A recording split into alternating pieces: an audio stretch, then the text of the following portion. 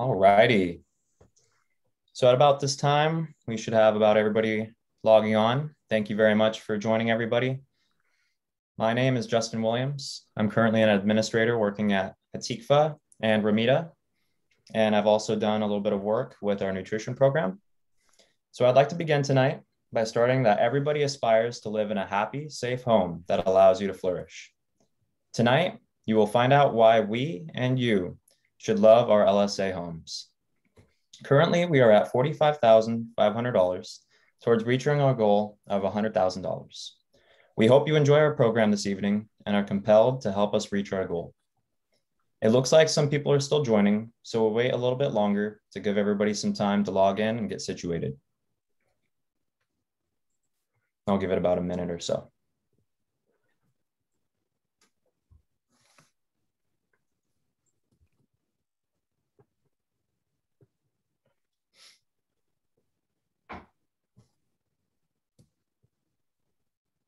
Awesome.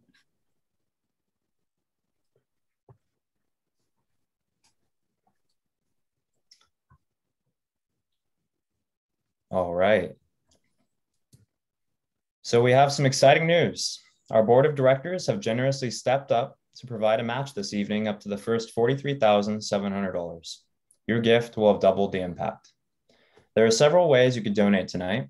For those with Cashapp, our username is $LSAHomes. You can text Heart for Homes to 44321. You can also donate online at lsahomes.org or mail in a check to 260 West Hamilton Avenue, Campbell, California, 95008.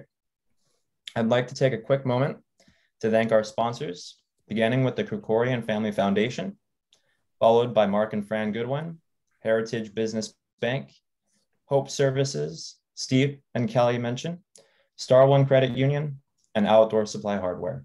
Thank you very much. I'd like to give you guys some Zoom instructions. I know that we've all had a lot of practice, but for those of you who are new, you're currently muted for this event. And if you have any questions or comments, you are welcome to use the green chat button on the control panel at the bottom of your screen. And our technical director, Hidea, will work to resolve this issue. I also want to remind everybody that if you stay through the entire event, that there will be a fundraiser or a raffle, and you must be present to claim that. And it's pretty awesome. So if you have any questions or comments, please state that now in the chat. I'd like to begin this by introducing Dana Hooper. Dana Hooper has served as Executive Director of Life Services Alternatives since 2007. He is a social entrepreneur and committed advocate for the rights of the developmentally disabled to live their best possible life in the community. After transitioning his son, Brent, from living at home to supported living, he saw significant personal growth and dedicated himself to expanding access for the disabled community. Throughout his leadership, LSA has grown to serve as adults in 15 different homes. Dana continues to move the needle in residential living for the developmentally disabled in the South Bay. He works tirelessly with the state and local governments on affordable housing, quality services, and human rights. He sits on the board of directors of Lighthouse for the Blind and Visually Impaired, and was a board member for the Santa Clara Chorale.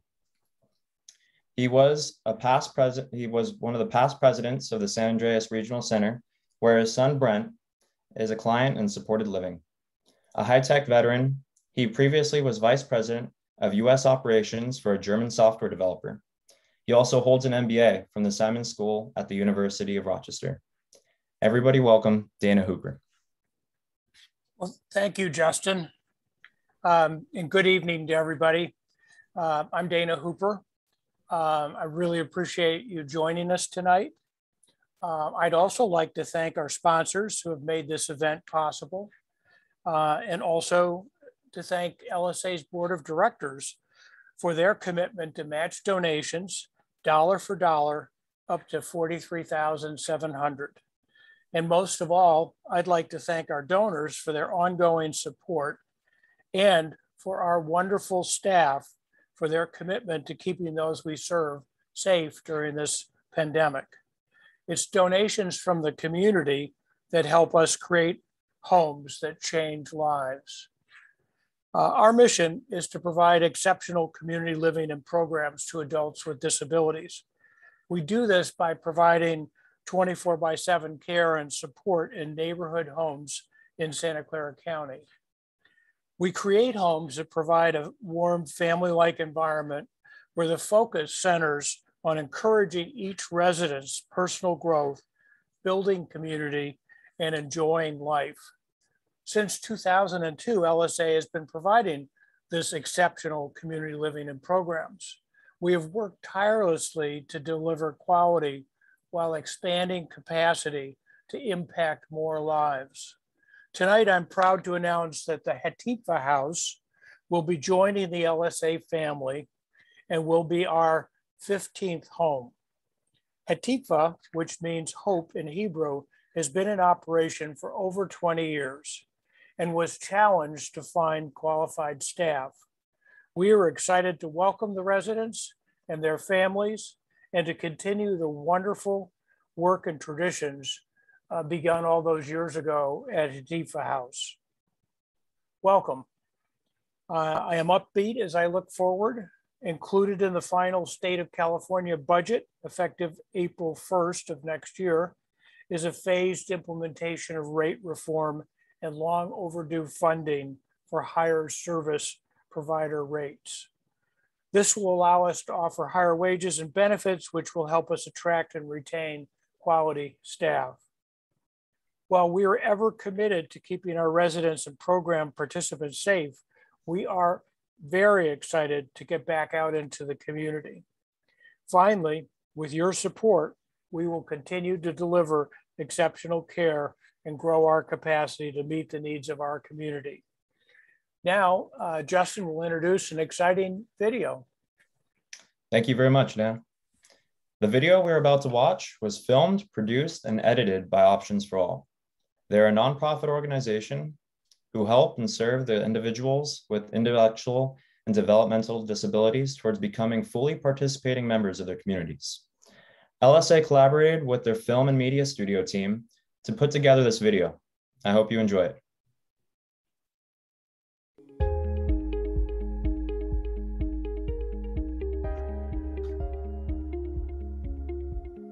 My name is Army Tancinco. I'm a registered nurse. I work as an administrator here in LSA. LSA is a nonprofit organization. LSA stands for Life Services Alternatives, and LSA provides homes and services to persons with special health needs. I started, as executive director, 14 years ago. It was a different organization, and it had been started by some families who had a vision for their adult loved ones living in the community. So I joined a startup, which incidentally was my background in high tech. Why is it a crucial time for providers like LSA? Well, again, we live in one of the most expensive regions, and the way programs are funded are not necessarily conducive toward bringing on support staff that can live off the wages that are given to programs like LSA. It's a matter of staff, and compared to other places Chris has been, the staff is better vetted and better trained, and that's very noticeable. They're caring and well-trained, as John said, and look after quite a variety of people with a variety of needs. From top to bottom, everyone seems to care about Chris, and by extension, they care about us and our family. My name's Christian LaPaglia, and I am a music therapist. It's taking music and the relationship between the music therapist and the client and using music as the vehicle to help them achieve health goals and other goals that they might have. I think my favorite part in particular is the moments when I have that connection with them, when I feel the connection, especially when I feel the musical connection happen. I'm very grateful to LSA for the opportunity to be able to work with the residents over at McHenry Home, which is my particular base for LSA, and it has been very inspiring for me. Here in the state of California, services have typically been underfunded. And in fact, a lot of peers of ours have literally gone out of business. We're fortunate in that we have a very low turnover rate. People do in fact like working for LSA, but as we've grown, whenever we add a new home, we need more staff. And we don't want just anybody, we want, people who want to work for LSA and want to really buy into the, to the mission. My favorite part about LSA is the relationship that we built with the residents, their family, with the staff, and the administration. It's fun working with the residents, and our organization created an environment that is fun for everyone, the staff, the residents, and everybody else. I'm David Griffey, and I'm the father of Galena and the husband of Kay. I'm the daughter of David and Kay. We feel that they have done everything we could have expected, plus more. They've gone the extra distance. They've been close to us as a family, and we know what's going on day in, day out, but yet we're not burdened with any part of it. It's a very nice relationship, nice partnership. It's been great. It really has. The level of care there is fantastic. After coming to LSA, I found that their hospitalizations have declined immensely. I mean, it's probably been about 4 years since one of them have been in the hospital. If there's any concerns, I can call them and address them with them and make sure that it's taken care of. So, yeah, it's been a huge difference. Joseph Lansana, I'm an administrator at Life Services Alternatives. The LSAHomes have categories of level, and as an administrator, I am managing homes with clients with special health needs. But best of all is when I see my patients making improvement in their ability to function and provide the best of what they can do. So I think LSA does a great job of making sure that their people that are living in their homes are part of the community. LSA has been a program that hasn't seen disabilities. They've seen abilities, and they've encouraged people to embrace those abilities. LSA, their staff, their leadership have really committed to making sure that whatever programming that they're offering it in the community. My name is Matthew Norris, and I'm on the board of directors at LSA. LSA, we have donations, coming in throughout the year. As LSA built enough capital, they'll try to invest in, putting in a down payment for a home, and then maintaining a mortgage against that down payment.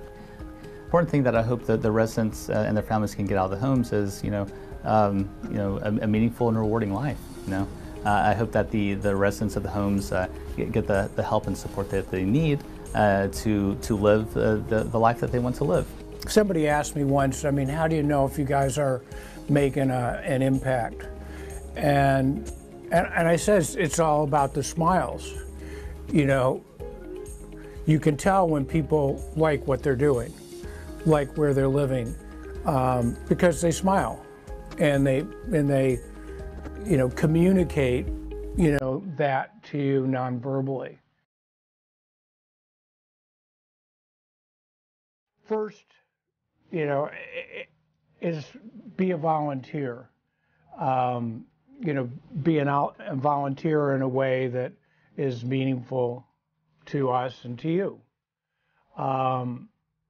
The second way would be to support us financially in whatever way is possible or comfortable for you. And so that could be, you know, making a donation or introducing us to someone who might, you know, be interested in an LSA home or might be interested in getting involved. The third thing is, you know, again, I can't say it enough, be inclusive. You know, get to know, you know, our participants and residents, be involved, you know, with them, and be, you know, more inclusive in your own community. So volunteer, be inclusive, donate if you can.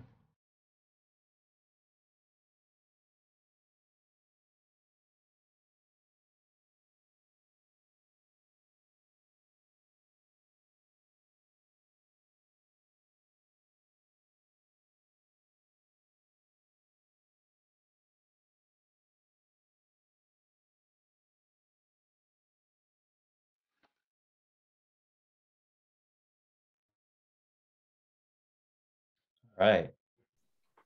I hope that gave you all a glimpse into the wonderful homes and life that LSA provides to its residents.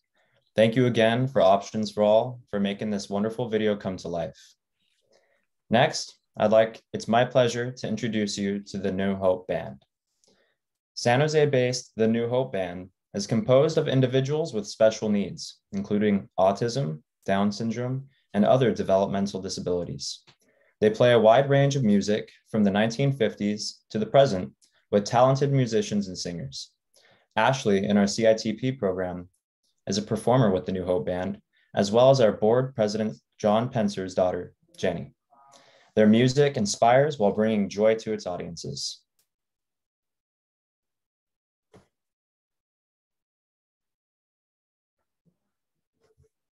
Two, three.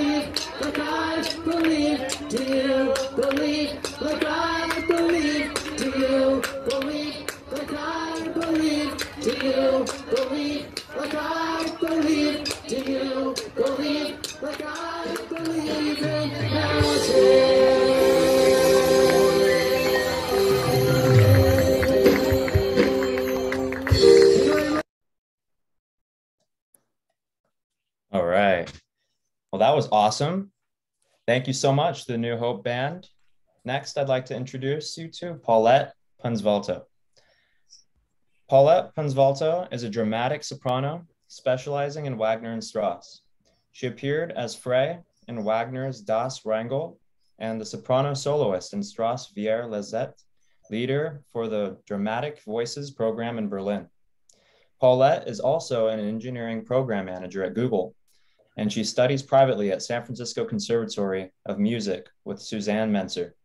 Paulette is diagnosed with autism. Everybody give it up for Paulette.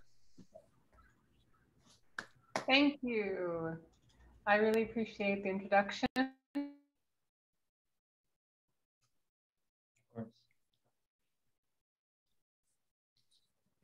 Okay.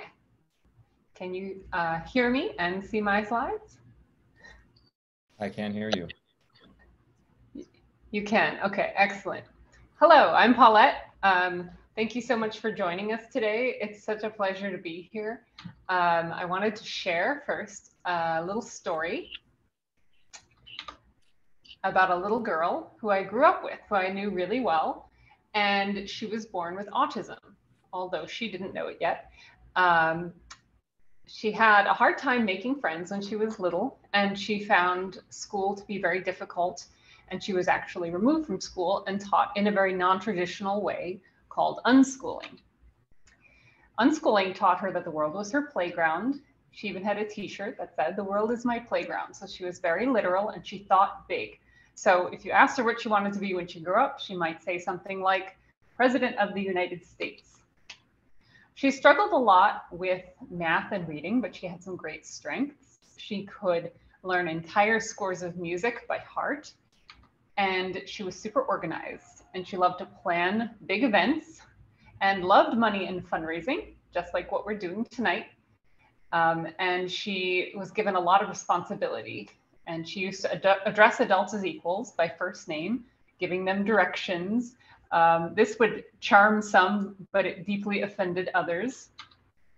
She was full of opinions, and she would write letters to the newspaper, informing the mayor in the town of how she thought things should be run. And these letters were often published, so she did not even realize that she was unusual. When she was 8 years old, she went up to her mom and said, "Mom, I'd like to become an opera singer." And she asked for music lessons. And she worked really hard and studied diligently. And at the age of 16, she went to Europe, and she went to Rome and sang in an opera. This was her world after all. Many people thought she was too ambitious, but the limits did not exist for her. So I have a confession to make. That little girl was me. So that little girl eventually grew up and became an extremely literal adult. And I take the advice that I am given very seriously. So this is a story about a young woman named Amelia Bedelia. When I was a kid, I would read it. It made a lot of sense to me. We see her here drawing the curtains for her employer, although her employer is very confused because she asked her to draw the curtains. So this was something that made a lot of sense to me. I always wondered why they thought Amelia Bedelia was so silly when they were not clear at all in their instructions to her. So I'm going to share a little bit of my own experience, what helped me become successful, and what advice I might have for folks compared to advice I've been given, which hasn't worked out so well for me. So this is chapter 1. And I was born in Cleveland. And starting out, this is one example. I had very little money and even less education as a kid. And what I was taught about investment strategy could be summed up in this one quote: "Every baby brings a loaf of bread." It was something my parents took very seriously. You will see in the next slide. I was one of 8 children. And my parents, my dad was an immigrant, and he and my mom did not go to college, but they worked really hard to keep our family going, but they weren't able to save for things like retirement or to help us go to school or college. And I was unschooled, so I was isolated from a traditional education, which is typically required for the kind of success that a person with my level of drive and ambition was aspiring to. So I did not go to high school, nor did I wind up going to college when I was younger. And also as a kid, the odds were really stacked against me. I'm sure those of you who, I was born in the 80s, early 80s. Back then, the word autism was not as familiar as it is today. It was not a trend. And those who were being diagnosed tended to be young boys. Even today, that tends to be the truth. So I was just labeled quite literally as an FK in the local school system. They just called us the funny kids. I had a very hard time interacting with people. I still do. I'm not a huge fan of eye contact. And as I grew up, I struggled to find a place for myself. And I wound up relying on my singing in order to find my place in the world.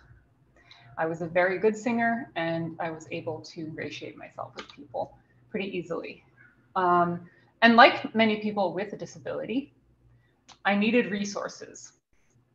And the resources I needed, and that we all need, vary at different points. Even if I could have brought a loaf of bread with me into the world, that would have not been very helpful, because as a baby, I did not eat bread. And as I got older, I needed certainly things like money and housing and food. And it is very important for us to get our needs met. And that looks very different for different people. This is my chapter 2.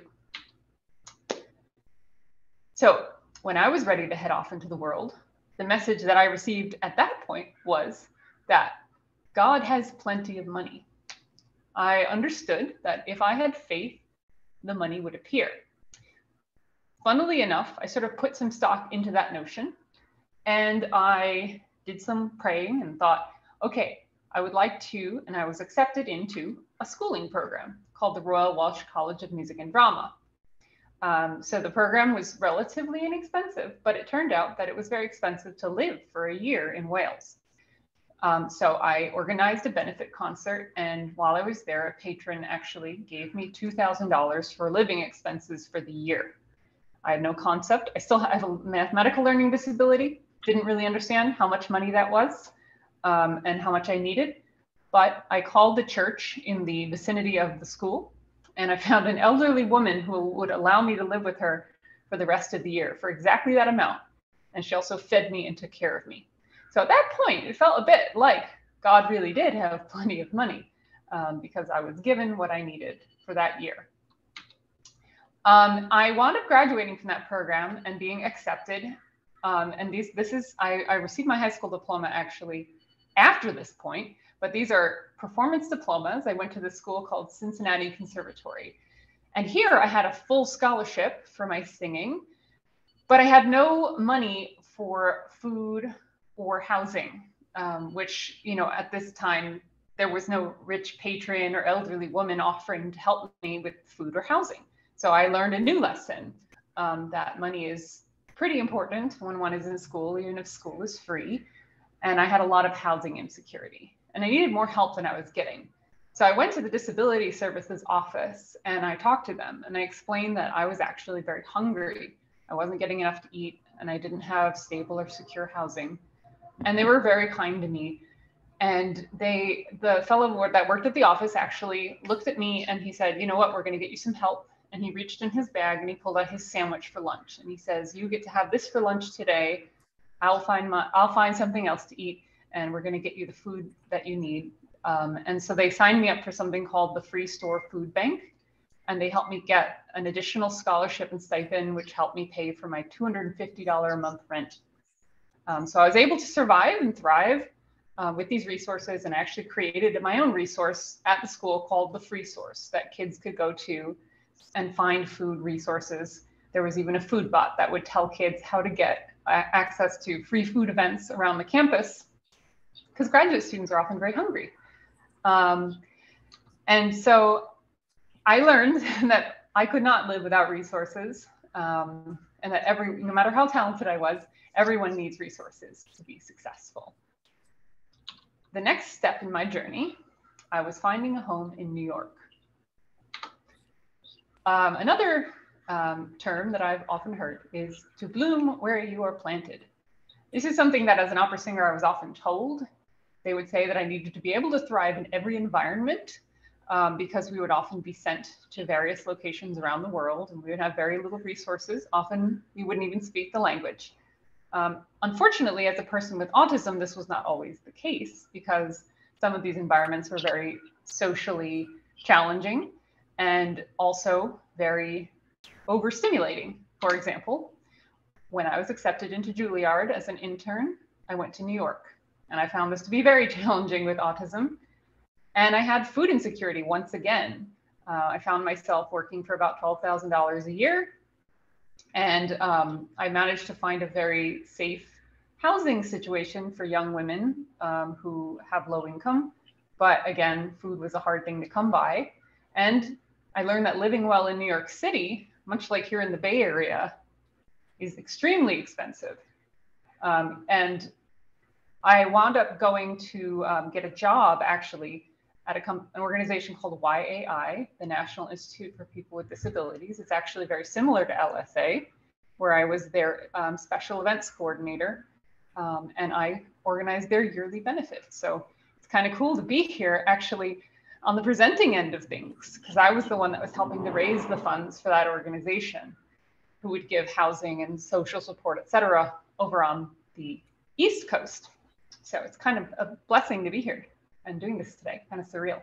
So YAI took a chance on me. I had a very non-traditional resume, and they paid me enough money to move from this situation, which I'm hoping makes you feel as overstimulated as I felt, to this one.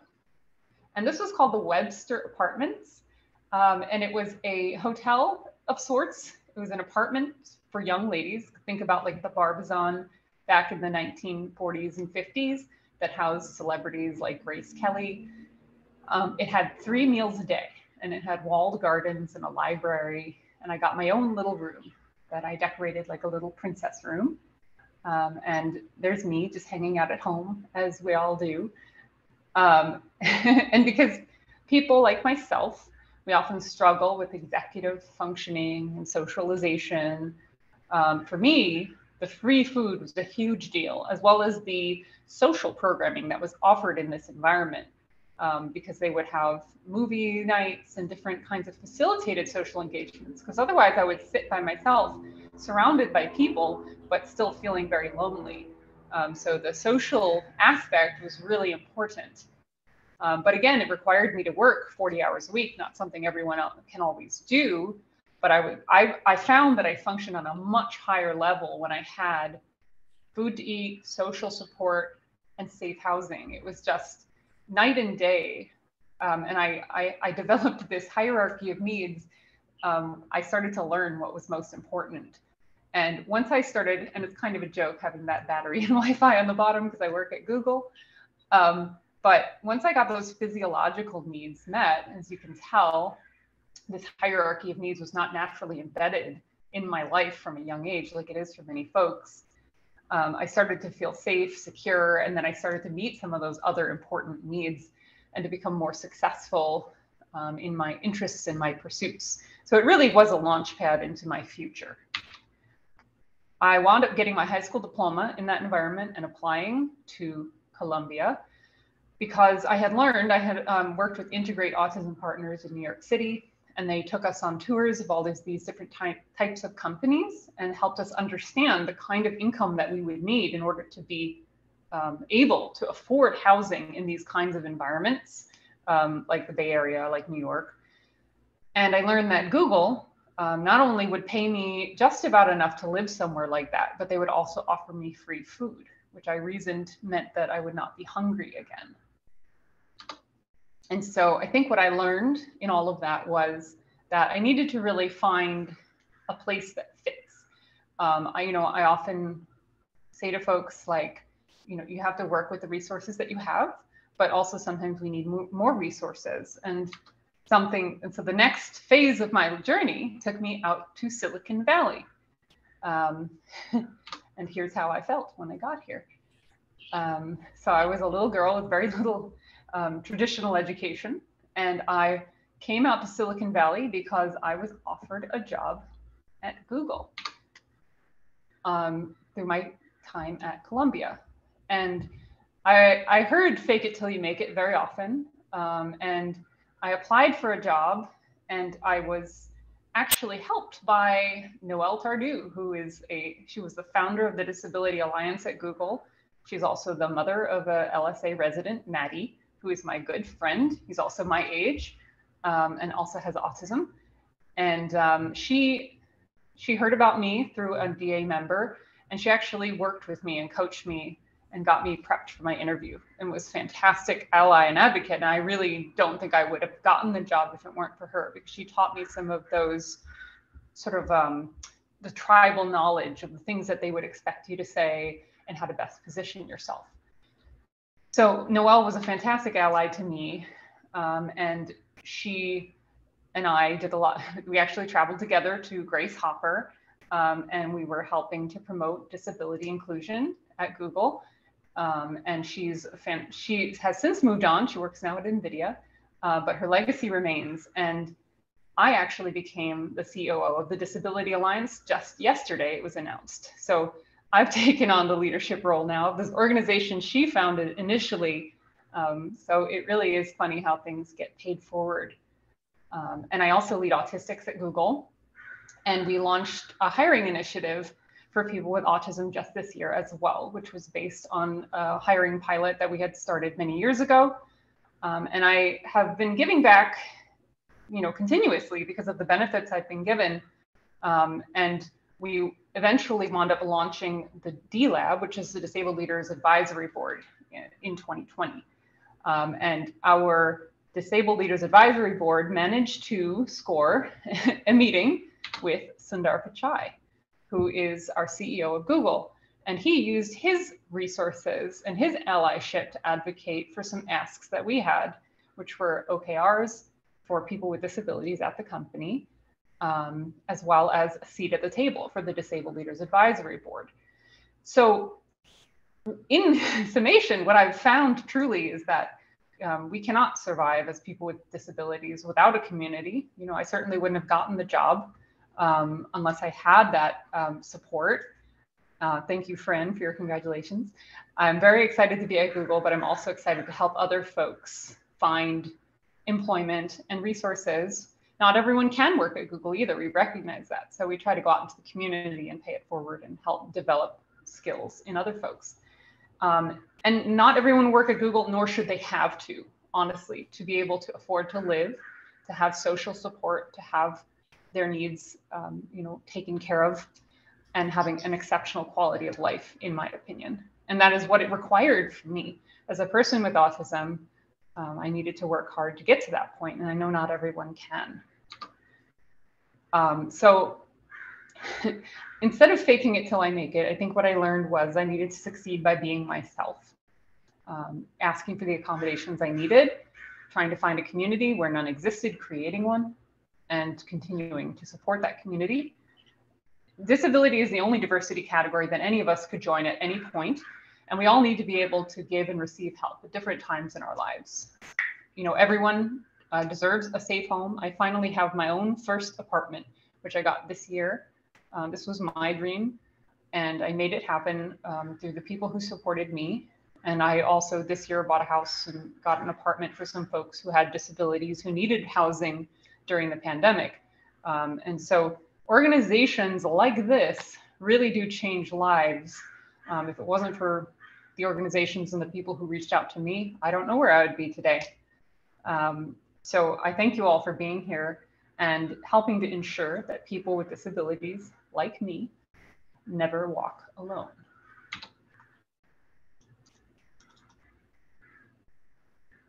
When you walk through a storm, hold your head up high, and don't be afraid of the dark. At the end of the storm is a golden sky and the sweet silver song of the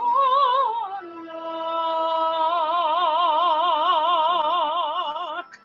Walk on through the wind, walk on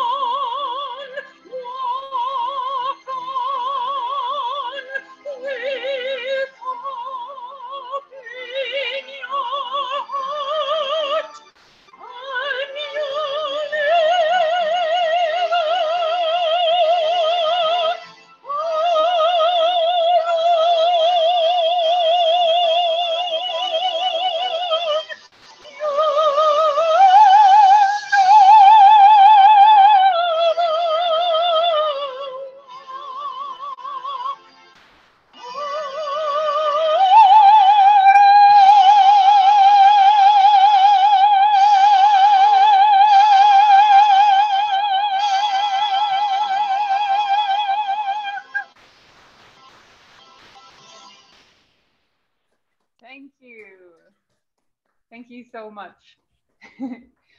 We have 1 minute if anyone has questions, or we can move on to the next. That was awesome. Thank you. What a great audience. Thank you, Fran. Thank you, LJ. Thank you, Esther. Thank you, Paulette. Yes, thank you. Thank you, Amanda. Thank you. Thank you, Ania. All right. No questions. I can cede the floor. Thank you, Jim. Everybody, thank you. And I hope, oh, Noelle's here. Noelle is the reason I was at Google. So hello, Noelle. I hope you guys will all support us and my good friend, Maddie. Thank you so much for listening. That was incredible. Thank you. All right. Well, I wanted to take a brief moment really quick just to fix and make a correction. When we're donating, it'll be Heart for Homes at 44321. Again, it's 44321. And also I wanted to give a reminder to everybody to stay through to the end because we are going to have a raffle and it's going to be awesome. So thank you again, Paulette. That was incredible. Next, I would like to introduce you to the Santa Clara Chorale. Since 1962, the Santa Clara Chorale has provided singers and audiences alike the opportunity to experience great chorale music. Members and audiences have been introduced to the classical chorale music of Beethoven and Mozart, the challenging contemporary music of Eric Whitacre and Libby Larson, and the diversity and traditions in jazz, spirituals, gospel, Broadway, popular music, and world music. Whether connected locally or internationally, the chorale continues to share the joy of chorale music wherever it goes.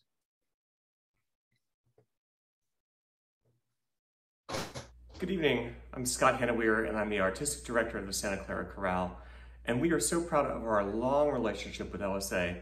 We're so thankful that as a board we get to meet in the boardroom at LSA, but we're also grateful for the long service of Dana Hooper, who has served on our board, and through whom we've learned about all the wonderful and very important work that LSA is able to provide to our community. It's our pleasure as part of this wonderful event this evening to be able to offer a few selections that we were able to perform over the course of the pandemic. These pieces required our members recording their parts individually at home, and then through a large editing feat, we were able to put all of their performances of songs together so that we were able to hear what it would have sounded like if we were able to gather together as a choir. We know that gathering in community is so important, and that's one of the things that LSA really allows people to do, and we're so proud of that and of the difference that it makes. Hope you enjoy these next few selections. The first one is Persephone Powell's To Sit and Dream, which is on a Langston Hughes text. And we'll follow it up with two short, humorous pieces by Christine Duncan. They're on settings of Ogden Nash poems, and one is The Duck, and one is The Guppy. Thank you so much for letting us be a part of this evening tonight. We really hope that you're able to help and support the wonderful work that LSA does, and that you enjoy these selections. Thanks so much.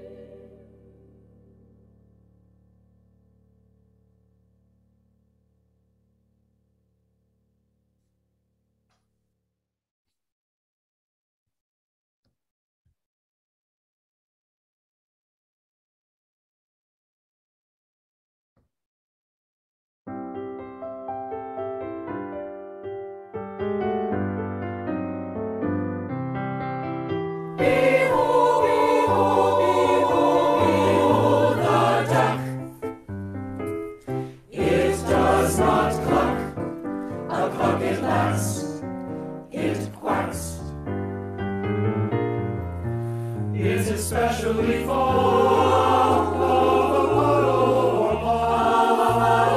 pond. When it dines or stops, it bottoms up.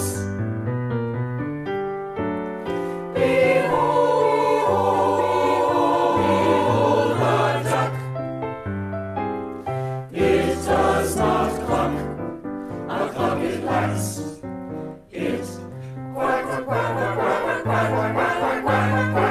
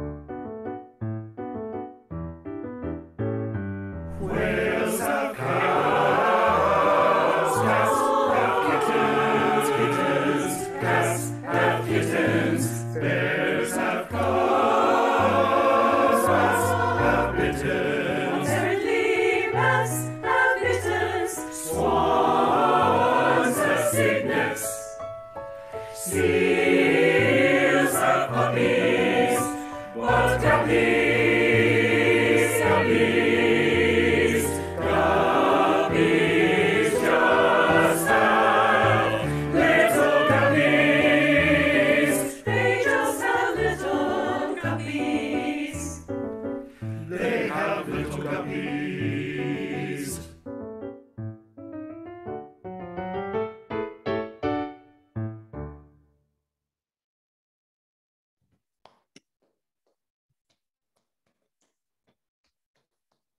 All right, give it up for the Santa Clara Chorale. So now we'll be hearing from John Pencer. John has been an LSA board member since 2016 and now serves as chairman for the board. In his professional life, John has served as a proprietor of Pencer Instrument Care for over 35 years, responsible for the inspection and repair of surgical instruments for hospitals and surgery centers in the Bay Area.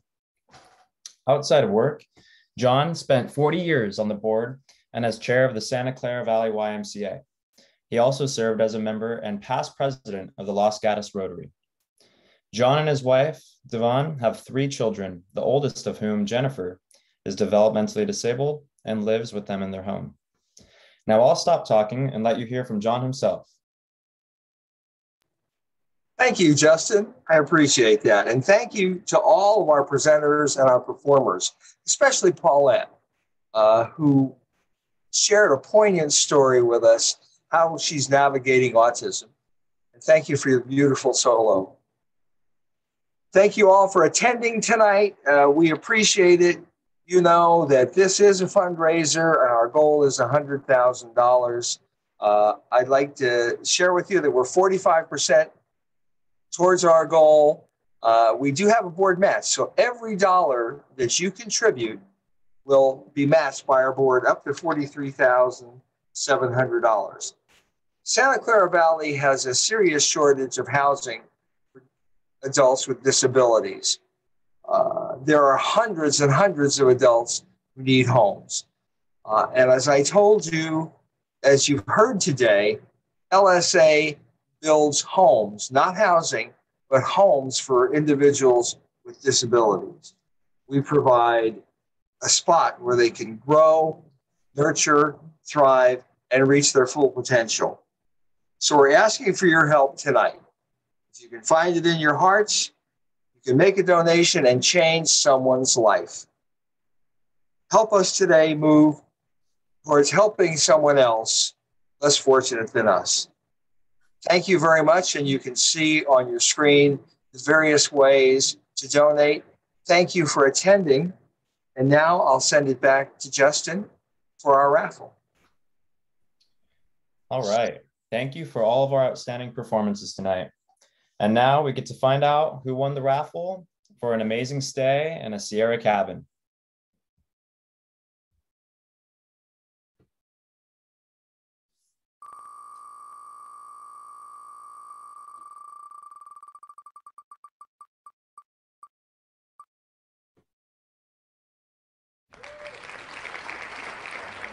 Oh, congratulations to Rhonda Moore.